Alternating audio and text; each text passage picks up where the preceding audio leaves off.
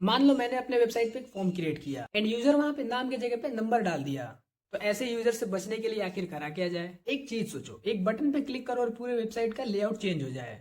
जब बात जावास्क्रिप्ट की है तो वो पूरा का पूरा गेम चेंज कर सकता है। वो एरर पता नहीं किस लैंग्वेज में लिखी है, वो उसके समझ से परे है। तुम्हारी वेबसाइट की क्रेडिबिलिटी डाउन हो जाएगी।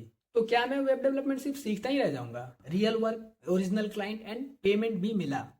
बट हाँ, शांत दिमाग से फोकस करो तो सारी चीज समझ में आ जाते हैं। मैंने भी जीरो से स्टार्ट किया था, आज एक लेवल पे हूँ, कल और इससे भी आगे लेवल तक जाऊंगा। मैं आपको बता दूं, ये सारी चीजें पॉसिबल है। इन सब चीजों से बचने के लिए, इन सब चीजों को हैंडल करने के लिए सामने आता है जावास्क्रिप्ट। जब मैंने जावास्क्रिप्ट स्टार्ट किया था, शुरू शुरू में data types, variables, loops, conditional statements, ये सारी चीजें पढ़ के मुझे लगता था जावास्क्रिप्ट बहुत ही आसान है। आप देख रहे हो वाईपी लॉजिक्स, एक ऐसा चैनल जहाँ पे स्टूडेंट लाइफ से रिलेटेड सारे अपडेट्स दिए जाते हैं। And this is weak 4 of my 60 days web development challenge. But जैसे मैं आगे बढ़ता गया, लेवल वैसे ही बढ़ता गया। And after getting deep into the JavaScript, I realize that JavaScript बस डेटा टाइप्स और वेरिएबल्स तक ही सीमित नहीं है। विदाउट यूजिंग जावास्क्रिप्ट, एचटीएमएल और सीएसएस का यूज करते हुए सिर्फ वेबसाइट का एक डिजाइन बन सकता है। एक वेबसाइट के अंदर फंक्शनैलिटीज ऐड करने के लिए जावास्क्रिप्ट बहुत ही ज्यादा इंपॉर्टेंट है। एंड गाइस, लिटरली ये वीक ने मुझे ये चीज रियलाइज करवा दिया कि जावास्क्रिप्ट सिर्फ एक छोटी सी लैंग्वेज नहीं है।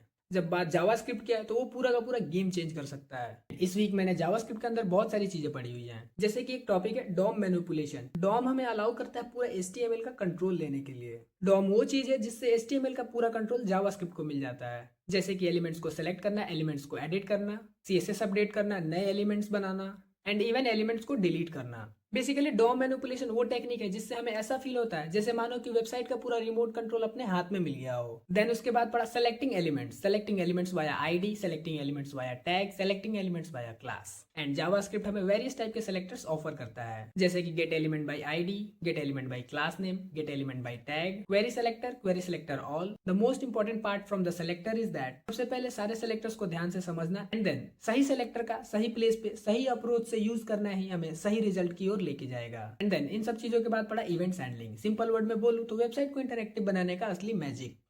And after all this steps आता है क्रूशियल पार्ट, एंड वो है form validation. Because form validation is the most crucial part of the website.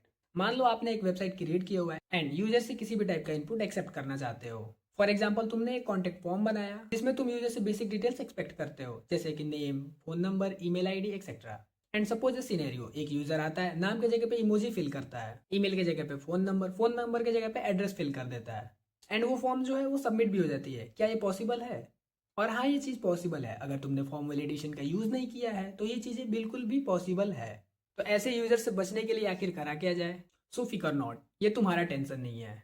ये सारे टेंशन, ये सारे प्रेशर हैंडल करने के लिए जावास्क्रिप्ट है ना। आखिर जावास्क्रिप्ट पढ़ा किस लिए है? एंड यहाँ पे हम इम्प्लीमेंट करते हैं जावास्क्रिप्ट के अंदर का form validation concept. For example, suppose हम किसी यूजर से एक ईमेल आईडी एक्सपेक्ट करते हैं।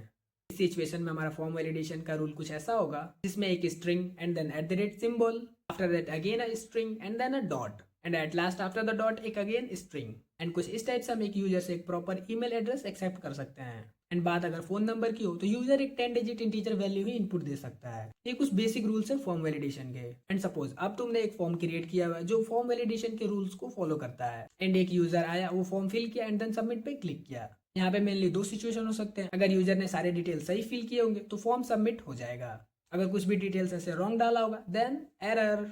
एंड इसके बाद मैंने पढ़ा इंसर्टिंग एंड रिमूविंग एलिमेंट्स, जैसे कि नए एलिमेंट्स को ऐड किया, लिस्ट बनाई, एलिमेंट्स को रिमूव किया एंड बहुत कुछ। एंड इसके अंदर कुछ फंक्शंस आते हैं जैसे कि append, prepend, before, after, remove etcetera. Suppose एक नॉन टेक बंदा आता है, वो एक वेबसाइट पे विजिट करता है, उसने कुछ ऑपरेशंस परफॉर्म किए, उसको रिजल्ट में एट द एंड मिलता है क्या? एक एरर। एरर ऐसा जो उसे समझ में नहीं आता। वो एरर पता नहीं किस लैंग्वेज में लिखी है, वो उसके समझ से परे है। एंड इससे फर्क क्या पड़ेगा? यूजर का एक्सपीरियंस खराब होगा और तुम्हारी वेबसाइट की क्रेडिबिलिटी डाउन हो जाएगी। ओहो, अब ये भी मैनेज करना पड़ेगा। तो कोई बात नहीं, जावास्क्रिप्ट के अंदर एक्सेप्शन हैंडलिंग है ना, वो कब काम आएगा? एक्सेप्शन हैंडलिंग के अंदर कुछ कीवर्ड्स हैं जैसे कि ट्राई एंड कैच, एंड इनको यूज करके एरर्स को ग्रेसफुली हैंडल किया जा सकता है। एंड अगर हम इन्हें स्मार्ट तरीके से यूज करें, अच्छे से इंप्लीमेंट करें, तो ऐसा बना सकते हैं जैसे प्रोग्राम कभी क्रैश ना हो, उसे क्रैश होने से प्रिवेंट भी कर सकते हैं। एंड देन इसके बाद पड़ा callbacks and promises. Callback समझने में थोड़ी डिफिकल्टीज हुई थी, थोड़ी कंफ्यूजन हुआ था। उसके बाद async and await, in short बोलूं तो द रियल पीस। बेसिकली क्या है? प्रोमिसेस का advance version. And implementing this feature, इसने कोड को काफी हद तक क्लीन एंड रीडेबल बना दिया। एंड ये फीचर यूज करने के बाद मुझे ये रियलाइज हुआ कि हाँ, अब मैं जेएस को कंट्रोल कर सकता हूँ। The important question arises that मैं वेब डेवलपमेंट सीख ही क्यों रहा हूँ? मुझे वेब डेवलपमेंट सीखने की नीड ही क्यों है? तो इसका सिंपल एंड सीधा आंसर है, कोई भी इंसान कोई भी स्किल सेट क्यों सीखता है? उसको इम्प्लीमेंट करके पैसे कमाने के लिए। तो क्या मैं वेब डेवलपमेंट सिर्फ सीखता ही रह जाऊंगा? अरे नहीं भैया, ऐसा बिल्कुल नहीं है।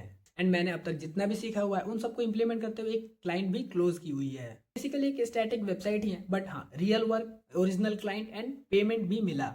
खैर, ये मैंने कैसे किया, कैसे अप्रोच किया, कैसे क्लोज किया कि पूरी डिटेल एक सेपरेट वीडियो में जरूर अपलोड करूंगा। And based on my learning मैंने छोटे छोटे मिनी प्रोजेक्ट भी कंप्लीट किए हुए हैं। एंड गाइस, इस वीक के चैलेंजेस की बात करूं तो सबसे ज्यादा चैलेंजिंग मुझे कॉल बैक लगा, देन थोड़े बहुत इवेंट्स का फ्लो समझना, एंड एट द एंड थोड़ा बहुत एरर हैंडल करना।